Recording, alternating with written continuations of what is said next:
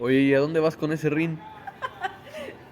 Bueno, yo vi en un video que tienen unos braceritos hechos con un rin y pues aquí me ves, lo voy a llevar con una persona que es súper detallista y a ver qué hace con esto.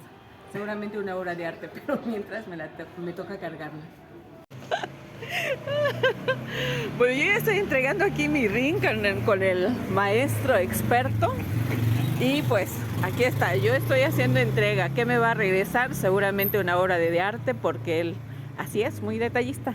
Es el señor Sergio Olvera, joven Sergio Olvera, y tiene su TikTok, pero una vez que vean el trabajo terminado, ya les digo dónde está su TikTok, ¿sale?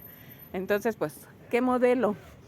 Pues no sé, yo te voy a dejar a tu imaginación a ver qué haces, qué sale y luego lo vamos a mostrar a quienes vean este video, ¿va?